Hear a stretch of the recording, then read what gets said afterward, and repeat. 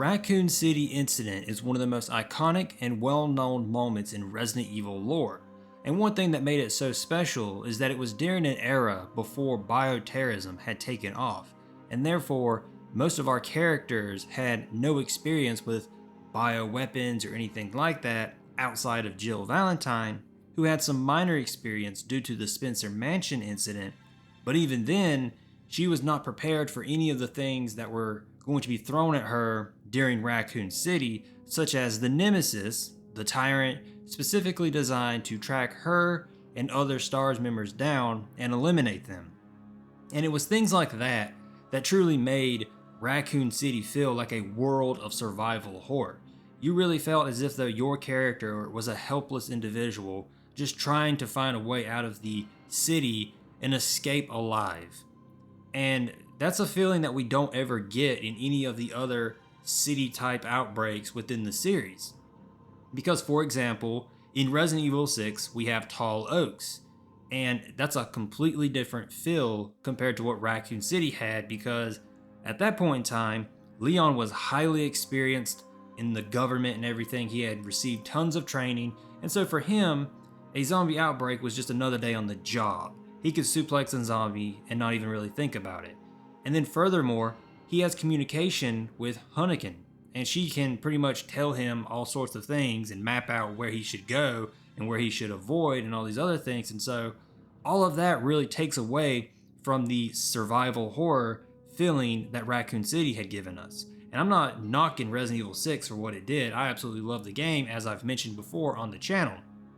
But one thing that I think would be very interesting is if we could one day see Capcom give us another Raccoon City-like incident where we play as a cast of characters that have never had to deal with anything like that before. They don't have experience with dealing with bioweapons and having to see if they can survive. They're just your everyday individual.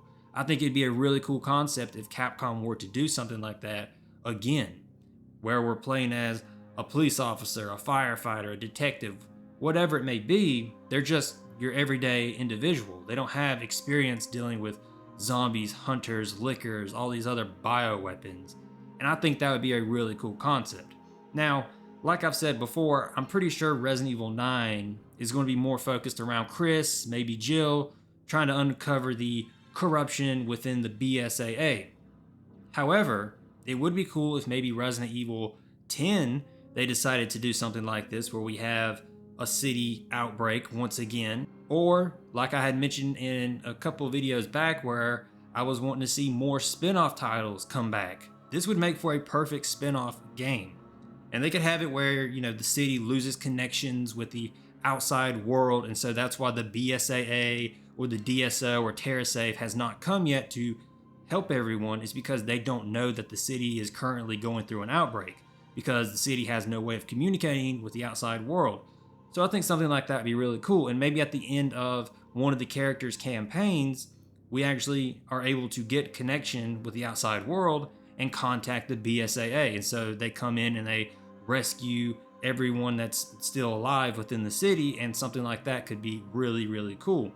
But I just want to have that experience again within a city, because I absolutely loved Resident Evil 2 and 3. Those are two of my favorite games in the series, and the thing I loved about it was that characters like Leon and Claire and even Jill were just trying to survive. They didn't have a whole lot of experience with what they were dealing with, and that was just a really special moment within Resident Evil. So if we could have something like that once again with a new cast of characters, I just think it'd be really cool. Because really, when you think about it, Resident Evil 7 was basically a different take on the Spencer Mansion, where Ethan Winters, a guy with no experience against BOWs, goes into the Baker house, and now he's dealing with the mold and all these different creatures.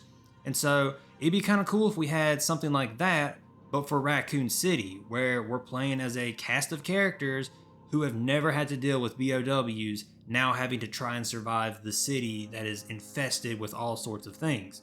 It's just something that I'm really hoping Capcom will do one day.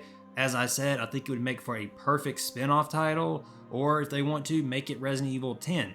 But I just really want to see something like that, because we need another city outbreak like that. We've had other things be revisited, such as, like I said, the Baker house being similar to the Spencer mansion, and even Resident Evil 8 was very similar to the village from Resident Evil 4. So why not give us another city outbreak? Let me know your thoughts on this though. Would you like to see another Raccoon City type of situation once again? Or would you rather move on to something different? And if you would rather move on to something different, let me know what you would like to see, because that's something else that I've kind of thought about is what other sort of settings could we see Resident Evil take place in? I've thought of things like, I think it'd be really cool if we had a massive submarine that we explore, like bigger than the one that Ada explores in Resident Evil 6, and we have to kind of survive that. I think that would make for a really cool Revelations 3, because that would be very reminiscent of the ship from the Queen Zenobia.